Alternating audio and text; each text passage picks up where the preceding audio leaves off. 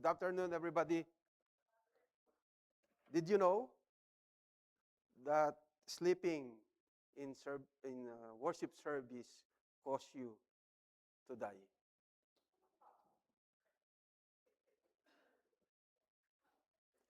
Naniniwala ba kayo na kapag natulog kayo sa pakikinig ng salita ng Diyos, pwede kayong mamatay? Okay. Our text today, if you have your Bible, please open your Bible in Acts chapter 20, verses 1 to 16. And I will read to you. After the uproar had ceased, Paul called the disciples to himself, embraced them, and departed to go to Macedonia. Now, when he had gone over that region and encouraged them with many words, he came to Greece and stayed 3 months. And when the Jews plotted against him as he was about to sail to Syria, he decided to return through Macedonia. And Sopater of Berea accompanied him to Asia, also Aristarchus and Secundus. Pwede niyong ipangalan sa mga anak niyo to, oh. Ha? Para biblical. Biblical ang pangalan ng anak niyo. Sopater, Aristarchus, Secundus. Yan.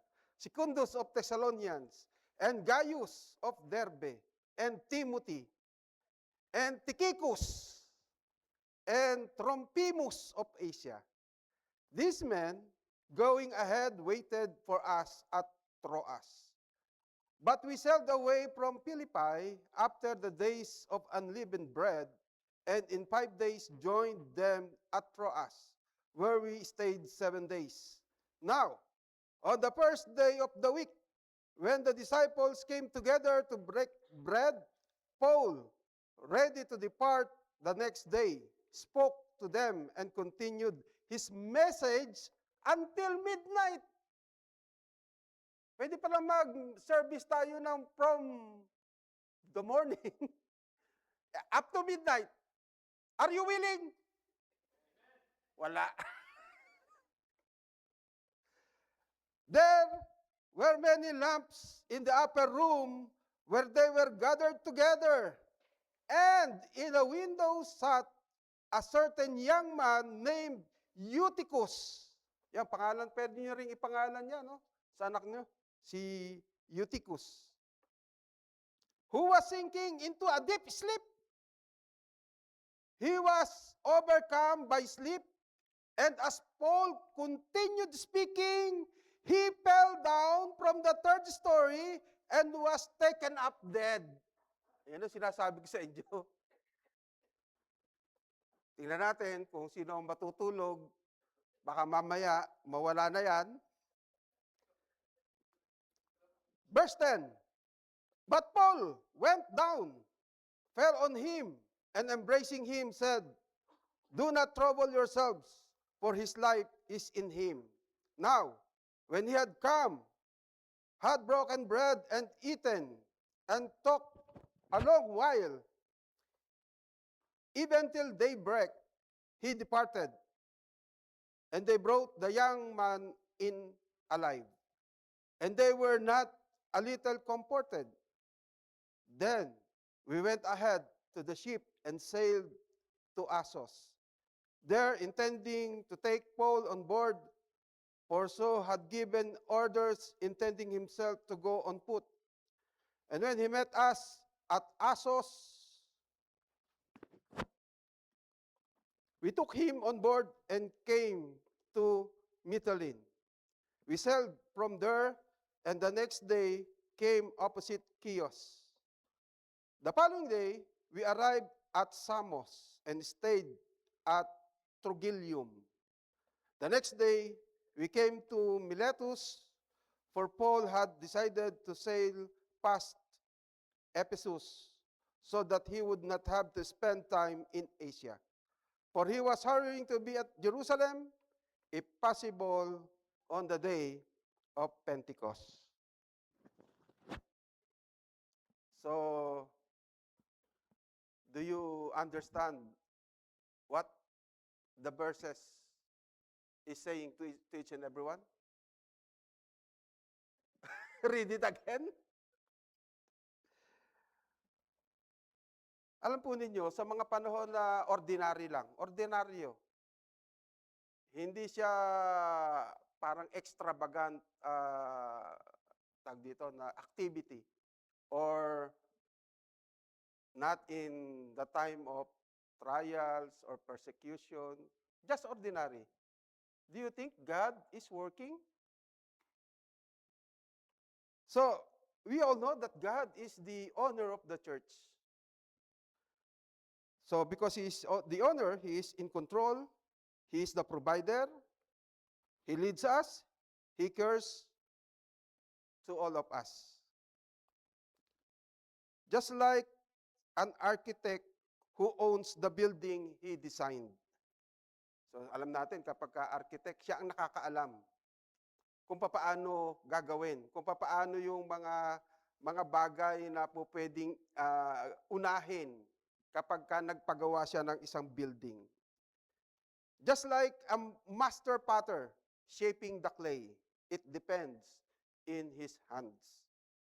So kapag ka ikaw ay gumagawa ng palayok, di ba? Depende yan sa kamay ng magpapalayok. Kung gusto niya malaki, mataba, mahaba, maliit, depende yan sa kamay ng magpapalayok.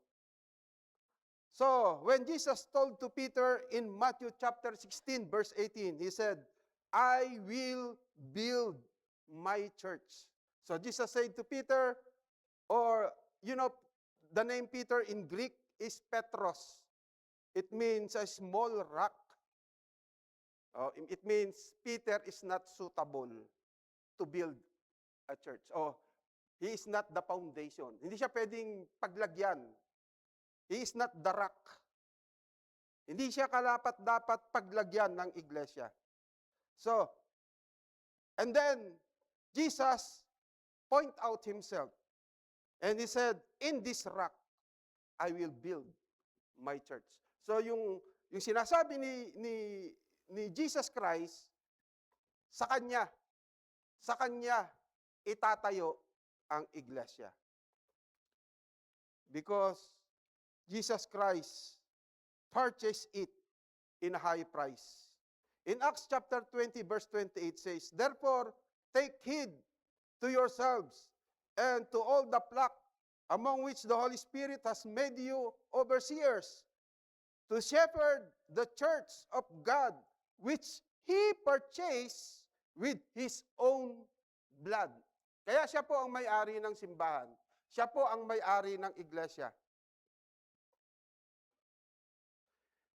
In Colossians chapter 1, verse 18, it says, And He is the head of the body, the church, who is the beginning, the firstborn from the dead, that in all things He may have preeminence. It's because of His providence, it's because of His will, so the church is built. Kaya ito'y pag-aari ni Jesus Christ.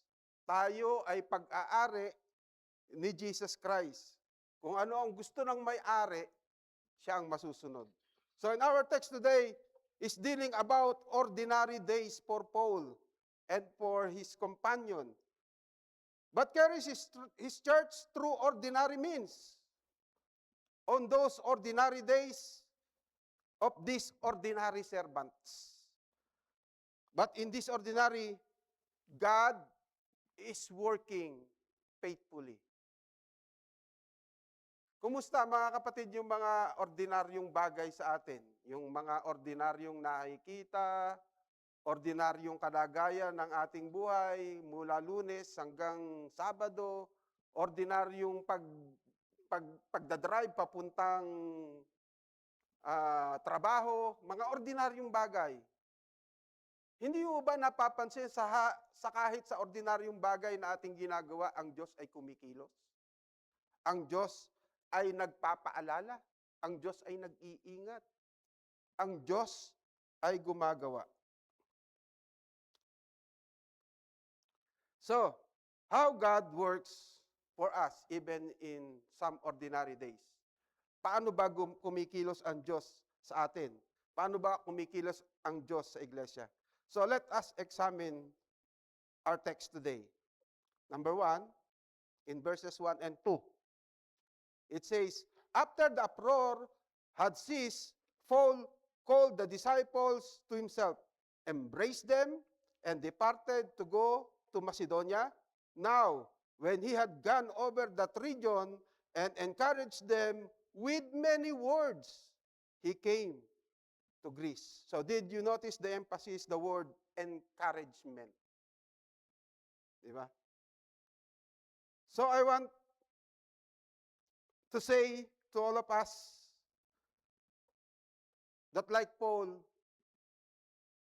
we must to become an encourager. Kailangan lagi tayong nag-encourage rather than to become a stumbling block. Kumusta po mga minamahal ang ating buhay kapag wala naman tayo sa gawain, wala naman tayo sa malaking event ng gawaing Kristiyano. Tayo po ba'y encouragement pa rin? The context of our text, we will see the previous chapter in chapter 19. It was an economic threat to Demetrius, a silversmith, a maker of idols, which he accused Paul of causing trouble and insulting their idols by preaching of Paul, by preaching of the gospel of Apostle Paul. And in this chapter 20, features a secret assassination plot.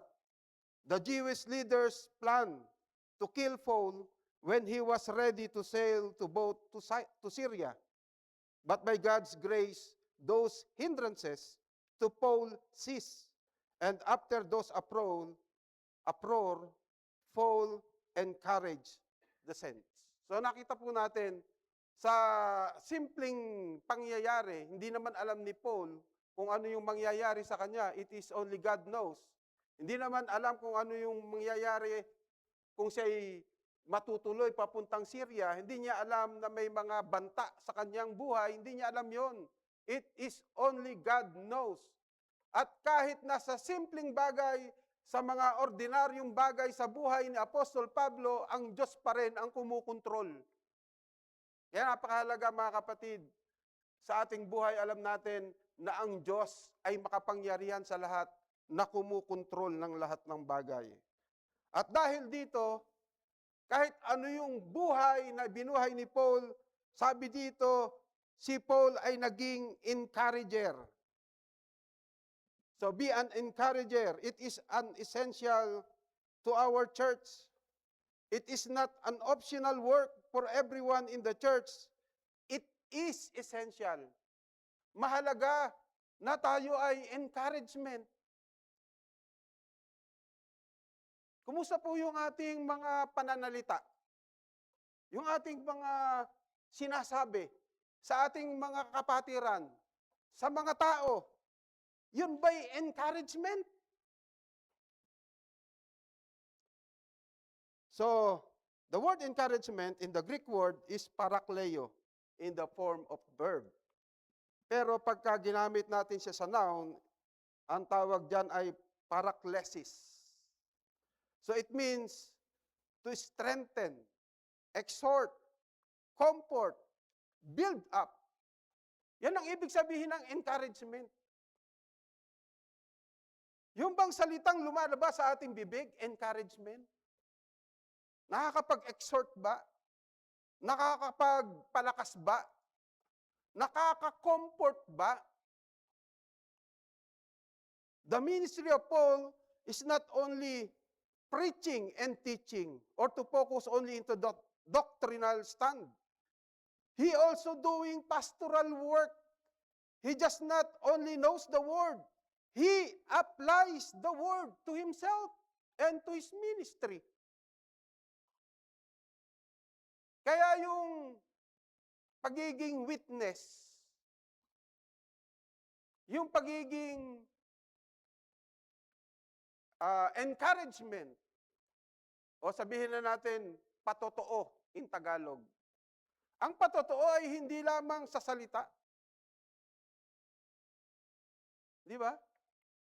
Kumusta po yung ating pang-araw-araw na ginagawa, even ito ay simpleng araw, ordinary days,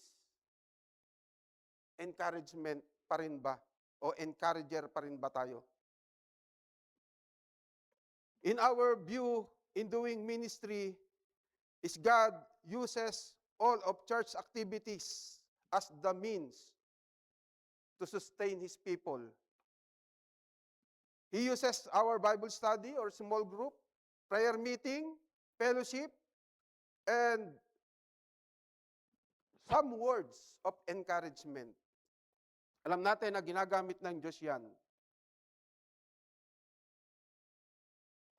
Especially, loving our brethren and helping and giving ourselves to them through our service. Tayo ba ay nagiging lingkod sa ating mga kapatid? O nagiging lingkod lang tayo kapag sabihin natin, binigyan ako ng part. Ako ay binigyan ng part sa mga kalalakihan. O binigyan ako ng part sa mga kabataan. O binigyan ako ng part sa mga kababaihan. Dahil may part ako, gagawin ko ang sarili kong maging humble servant. Pero kapag wala na akong part, hindi na ako humble servant. Hambog servant na. Kung minsan, dala lang ng activity, kaya tayo nagiging tunay na servant. Pero pag wala na, hindi na tayo encouragement. Hindi tayo nakaka-encourage.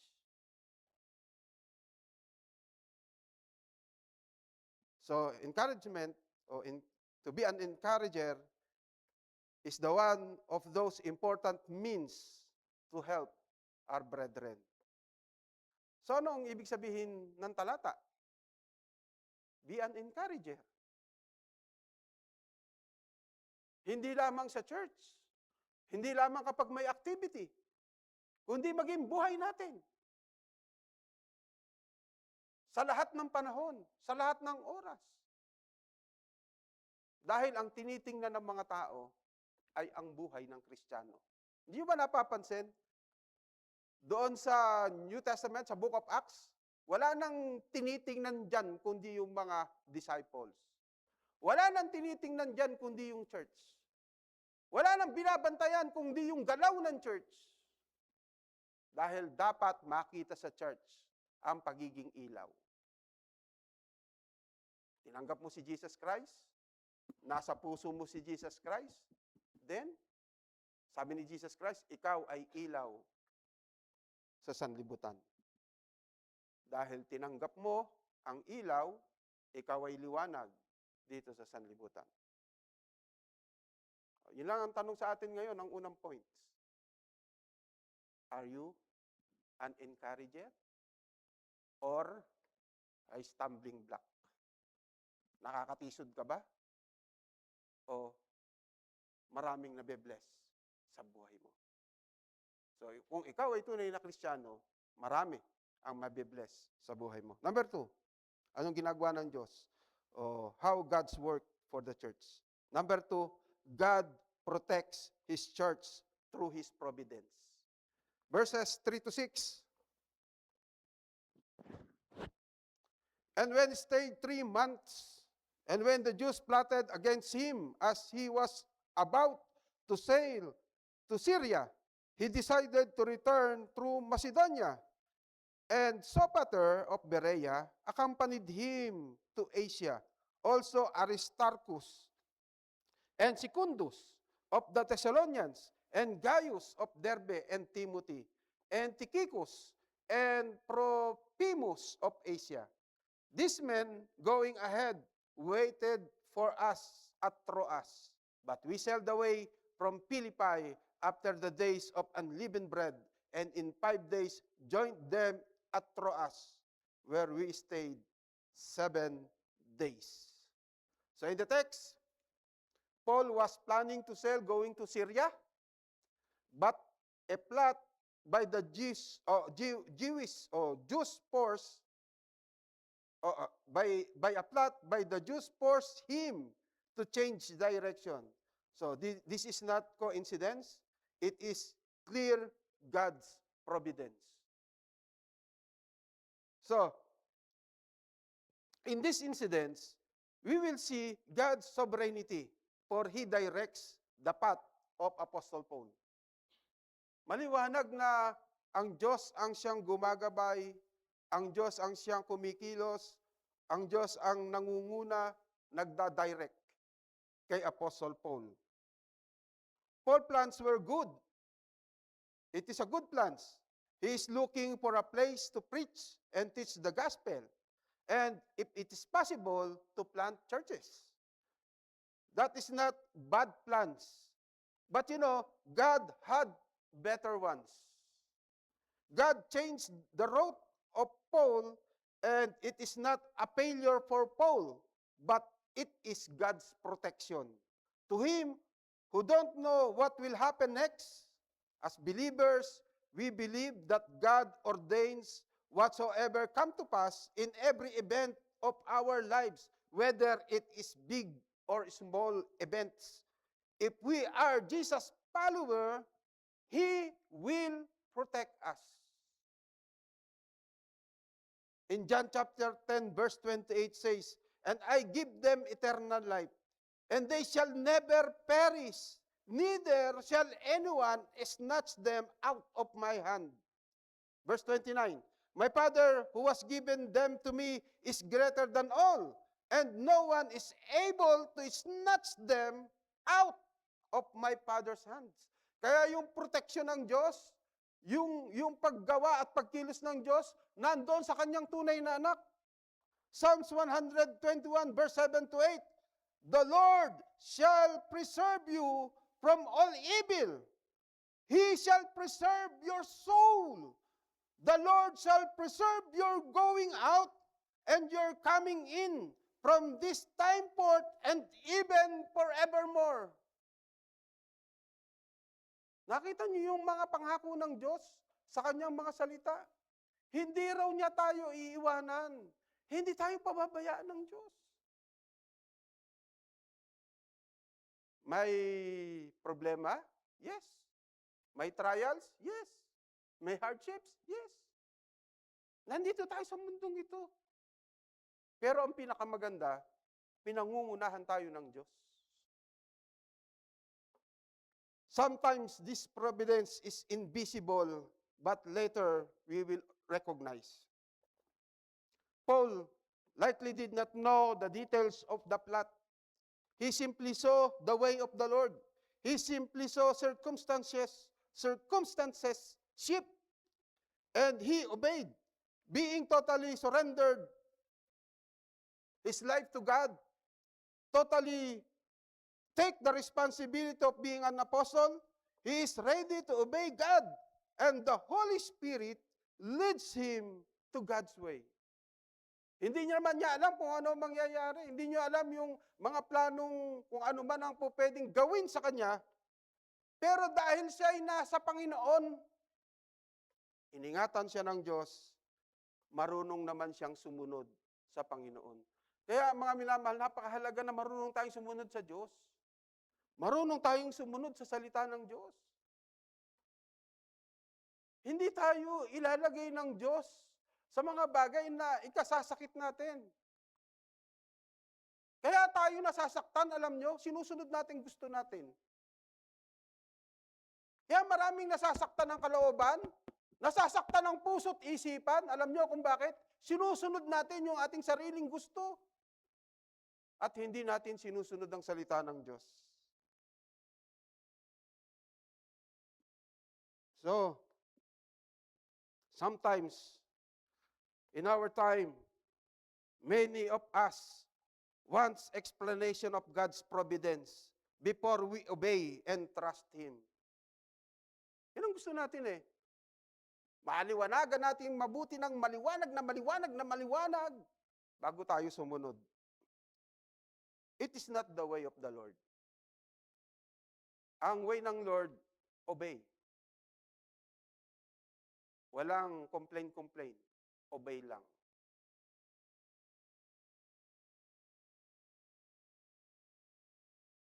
Pagkatapos mo mag-obey, doon mo makikita yung kagandahan ng kalooban niya.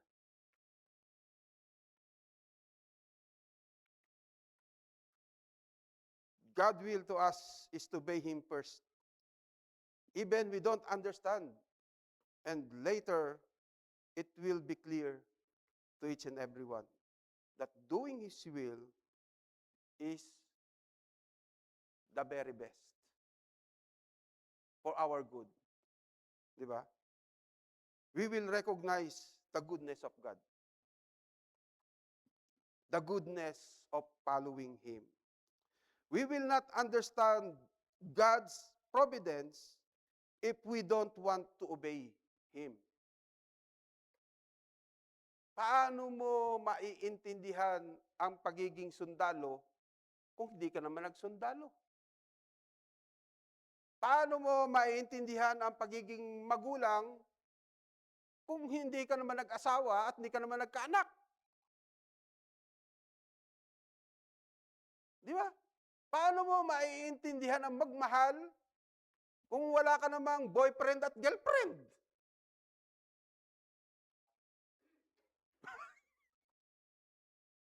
Di ba? Paano mo maunawaan ang Diyos kung wala ka sa Diyos? Paano? Maunawaan mo ngayon ng Diyos kapag lumalakad ka na sa kalooban ng Diyos. Pero hanggat hindi ka pa lumalakad sa kalooban ng Diyos, hindi mo mauunawaan ng Diyos. Hindi mo maintindihan ang salita ng Diyos. Now, my question to all of us is this. Are you willing to obey God? Ikaw ba'y willing talaga na yung direction mo ituturo ni Lord?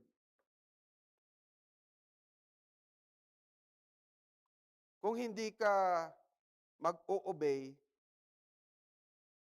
hindi mo maiintindihan ang Diyos. If you want to do your life by your own will, kung minsan ang akala natin mabuti na yon, pero hindi natin alam, yung dulo pala noon kamatayan. Ito yung sinasabi ng salita ng Diyos.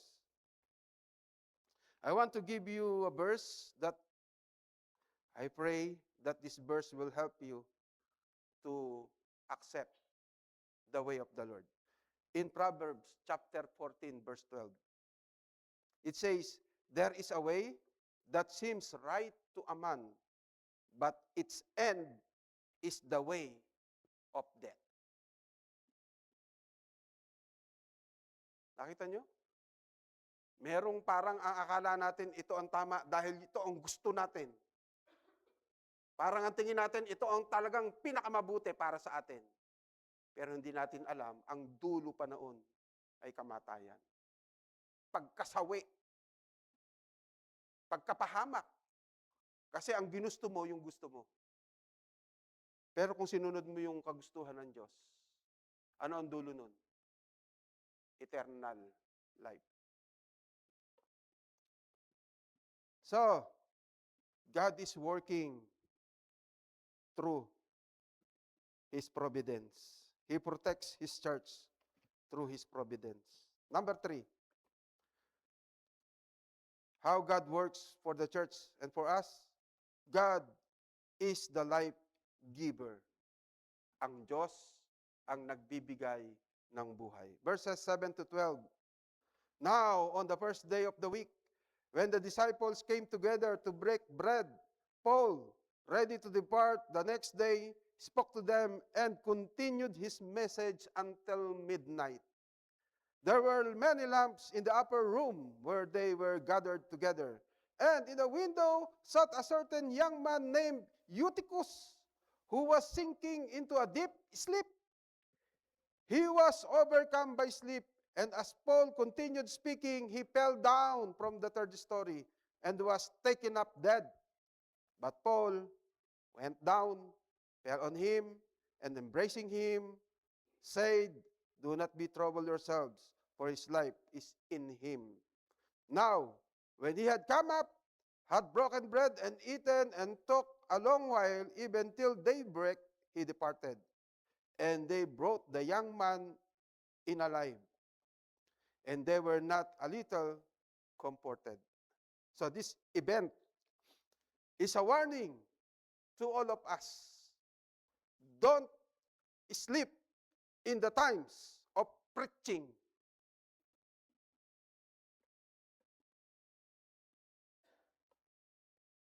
Mamamatay ka. Hindi po yun isang biro. Katotohanan po yan. It is not a joke. It has happened. So Paul is preaching, and it is not his intention to turn it into a long message that caused Eutychus falling asleep and falling from the window, and it caused him to die. But by God's grace and power, he raised to life. We will notice in Apostle Paul ministry, he prioritizes to preach the words of God. In verse 7, on this day of the week, Paul talked to them. He talked about Jesus. He talked about salvation. And he prolonged his speech until midnight. Take note, this is the clear references of the Lord's Day worship. What is the central activity? Preaching the word. So, binibigyan prioridad po talaga pagdating po sa worship service, hindi yung pag-awit. Although kailangan po nating umawit. Di ba? Hindi po yung mga bagay na hindi naman makakapag-lift up ng ating spiritual life. Ang central talaga ng activity ng isang gawain is preaching the word. Why? Because in hearing of the word, your faith is growing. In Romans chapter 10 verse 17, says, so then faith comes by hearing, and hearing by the word of God. So, trusting God, growing in faith, it is possible through listening the words of God. Pwede tayong lumago kasi naririnig natin, hindi lang natin naririnig. Pumapasok sa atin, isinasabuhay natin yung salita ng Diyos. Kaya tayo lumalago. Kapag hindi natin pinaninindigan, hindi natin pinaniniwalaan, hindi tayo sumusunod sa salita ng Diyos, hindi po tayo lalago. So, trusting God, we grow in God. Growing our faith, it comes in listening to the words of God. But in case of Eutychus, he is not listening. He is sleeping. He is like a person who is spiritually dead. Nakakita na ba kayo na patay na nakikinig? Meron patay na nakikinig? Ang alam ko, patay, bumoboto. Oo. Sa Pilipinas, bumoboto, patay. Di ba? Sabi ng isang botante sa Pilipinas, nakaboto na ho kayo, ba't bumabalik pa kayo? Iniintay ko asawa ko. Bakit? Boboto rin ho ba asawa mo? Oo. Kung boboto, dapat nandito na. Yun nga ho, nagtataka ako, patay na ho yun, 10 taon na ba't araw, taon na bumoboto? Yun, sa atin, yung patay, bumoboto. Pero hindi tayo naniniwala na ang patay nakakarinig. Di ba? Meron bang patay na nakakarinig? Wala. So, Eutychus is a picture of spiritually dead. Because he's not awake and he cannot be able to hear the words of God, he fall asleep. Maybe some of you will say, Paul is boring to his preaching. Siguro nakaka-boring. Nakaka-antok siguro yung pagsasalita ni Paul. Siguro parang si Kuya Cesar. Alam niyo kung si Kuya Cesar ang magiging speaker natin, kulang 3 araw. Di ba? Nag-anong araw yun nag-announce sa PBA. Di ba? Pinasa niya ang bola. Ay, na-shoot na pala. Di ba? Siguro boring. Hindi naman siguro boring mag-preach si Paul. Or maybe, Paul has 100 points to his message. Napakahaba talaga yun. Kami nga dito, 4 points, 3 points lang. Naiinip na kayo eh. Di ba? Tama ba, Pastor Robert? No? Nakikita mo ba sila pag nasa unahan ka? Kita-kita mo yung mga naiinip eh. Tsaka yung nagtutukatok. Di ba? Akala ko minsan umi-emin eh. Pag ganun nakanganga. Hindi na naalis. Di ba? Natulog na. So ganito si Eutychus. A picture of a person who are spiritually dead. Without God's power, wala yung buhay, di ikaw ay patay. So, ano ang nangyari? Through God's power, Eutychus raised from the dead. Sa pamamagitan ng kapangyarihan ng Diyos. So God's power is needed to us. We need the power of God. Because the miracle happens to those who are chosen. So what is miracle? God raises the dead through His Word. Who are those in the Bible says dead, spiritually or physically dead? But Jesus raised them to life. For example, Jairus' daughter in Luke chapter 8, verses 40 to 56. The widow's son at Nain in Luke chapter 7, verse 11 to 17. Lazarus in John chapter 11, verse 38 to 44.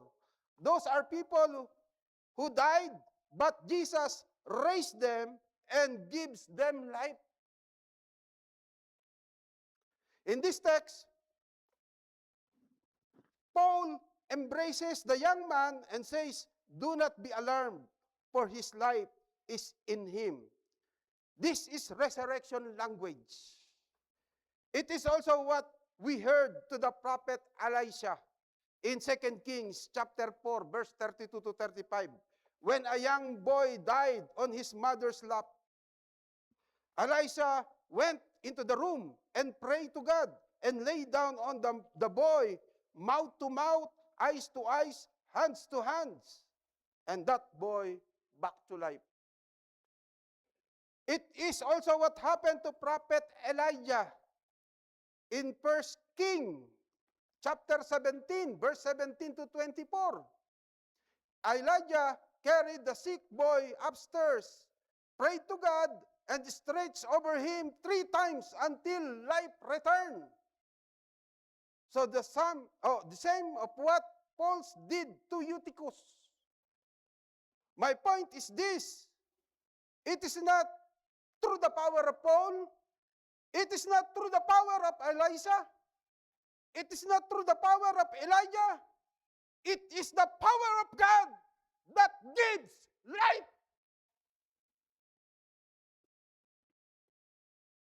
Hindi po natin kayang bumuhay ng patay. Pero ang salita ng Diyos, bumubuhay ng patay na kaluluwa. What Jesus said to us in John 14:6. He said, I am the way, the truth, and the life. No one comes to the Father except through me. Jesus is the life. John chapter 10, verse 10. The thief does not come except to steal and to kill and to destroy. I have come that they may have life and that they may have it more abundantly. He came to us to give us life, abundant life. And if you are not in Christ, there's nothing you can do. In John chapter 15, verse 5, he said, I am the vine, and you are the branches. He who abides in me, and I in him, bears much fruit. For without me, you can do nothing.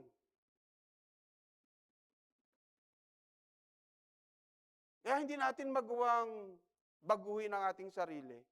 Malayo kasi tayo kay Kristo. Ba't ganon? Tagal-tagal ko nang nag-church, hindi pa umabago. Malayo ka pa kasi kay Kristo eh. Baka katulad ka ni Eutychus, naririnig o naandun na sa sagawain, hindi naman dinirinig ang salita ng Diyos. Nananatiling tulog at patay.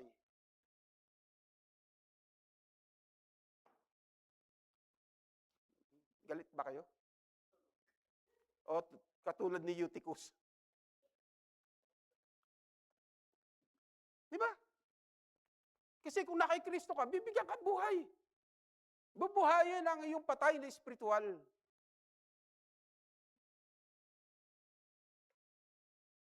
Now, my question to you is this. Are you spiritually dead? Or maybe sleepy?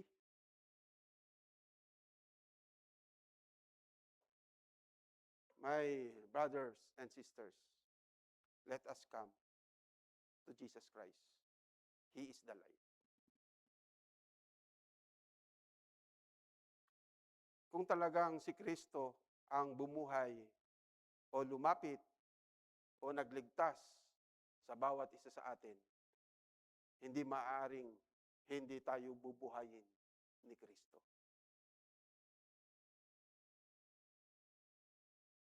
So, let us check. Check natin yung sarili natin. Ayun, talagang may natutulog na. Tatapusin ko na nga. Pang-apat, verses 13 to 16. Then we went ahead to the ship and sailed to Assos, there intending to take Paul on board. For so he had given orders, intending himself to go on foot. And when he met us at Assos, we took him on board and came to Mytilene. We sailed from here, and the next day came opposite Chios. The following day, we arrived at Samos and stayed at Trogyllium. The next day, we came to Miletus, for Paul had decided to sail past Ephesus so that he would not have to spend time to Asia or in Asia, for he was hurrying to be at Jerusalem, if possible, on the day of Pentecost. So the final verses describe that Paul is traveling, walking, sailing, going anywhere into ordinary places, accompanied by the ordinary people.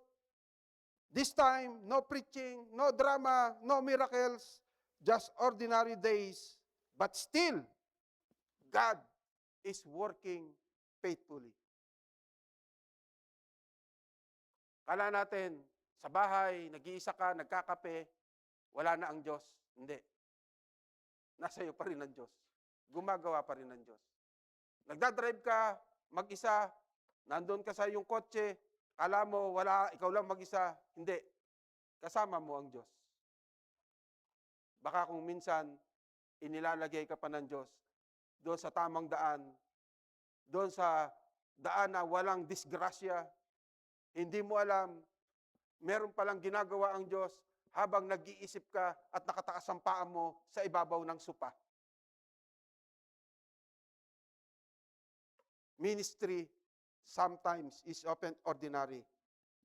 Paul, in his ministry, spending more time in traveling with his companions, moving from place to place, asking God in prayer of direction and place to stay, where they will preach the message of Jesus Christ, the gospel. This is their ordinary living, not constant excitement, but every time and every hour, they keep on constant faithfulness. Kahit anong ginagawa ni Paul, kaya nga sabi niya, kung ako'y kumakain o umiinom, kumakain at umiinom ako para sa Panginoon.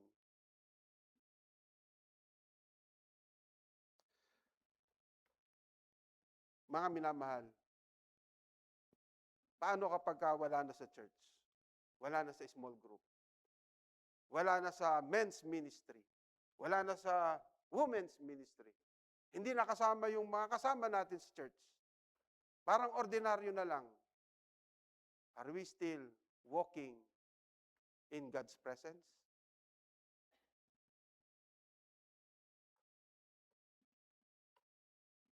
God is expecting us to be faithful to Him, even in some ordinary days.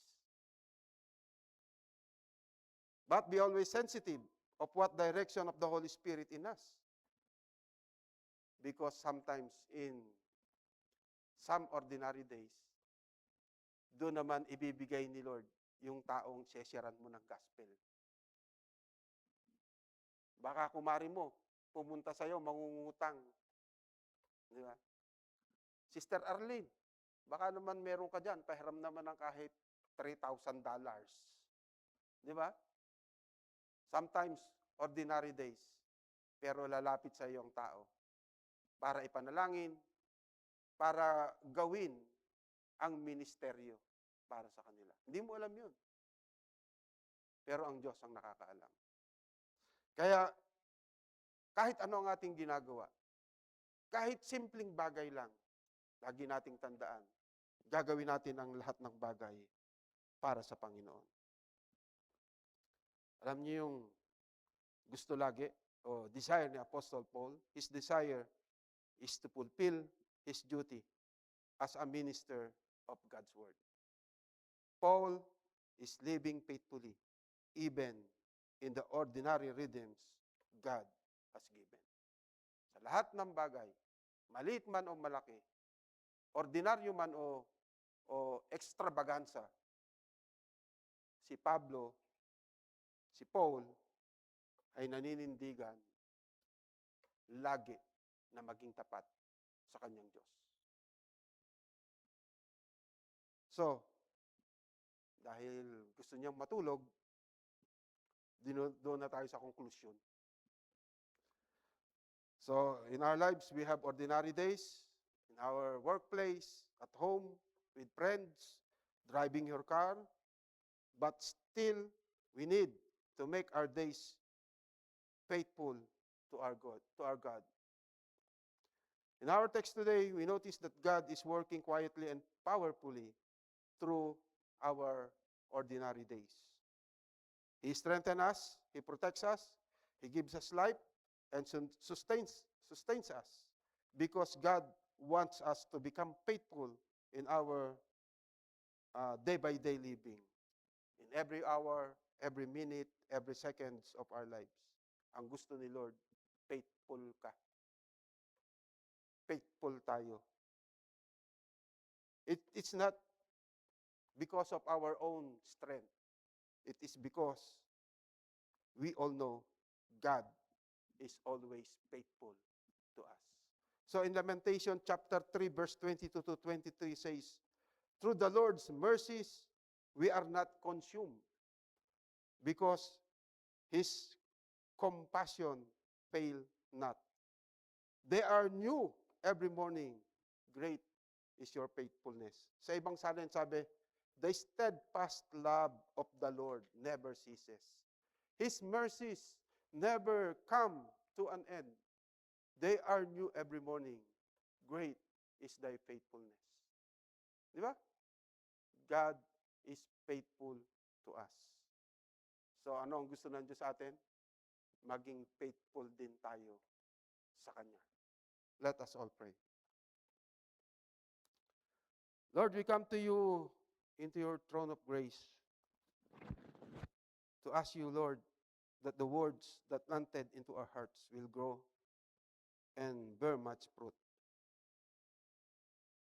Your word, O God, is a clear, uh, just like a crystal, that anyone who take all these words, obey you, will become like a tree planted in the streams of water. But anyone who does not belong to you, it is clear that they cannot do anything. Lord, search our hearts and mind. Make it to everyone in this congregation to be clear, if we are true followers of Jesus Christ,